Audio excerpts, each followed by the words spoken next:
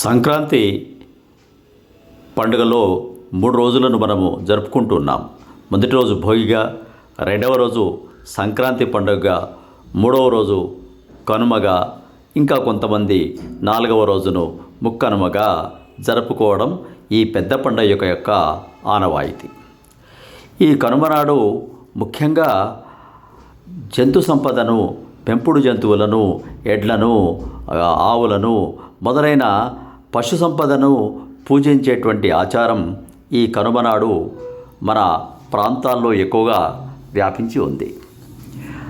మన పాడి పంటల్లో ముఖ్య భాగాన్ని పోషిస్తున్న ఈ పశు సంపదను కృతజ్ఞతాపూర్వకంగా వాటిని అలంకరించడము, పూజించడము, ఆ రోజు వాటికి ఇష్టమైన ఆహారాన్ని నివేదించడము లేక పెట్టడము, ఆ రోజు కనుమనాడు ప్రయాణాలు కూడా చేయొద్దనే ఒక ఆచారం ఉంది.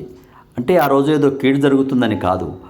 కనుమనాడు ఆ కాలంలో ముఖ్యంగా ప్రయాణ సాధనాలు బస్సులు, రైళ్ళు, విమానాలు లేవు కాబట్టి ఎడ్ల బండ్ల మీద మాత్రమే వెళ్ళేటువంటి వాళ్ళు, లేక గుర్రాల బండ్ల మీద వెళ్ళేవాళ్ళు.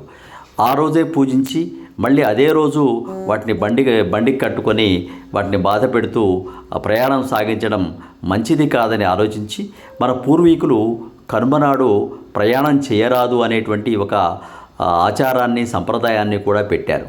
కావున ఈరోజు ఆ పశువులను చక్కగా పూజించి ప్రభలు కట్టి, తర్వాత వాటికి మంచి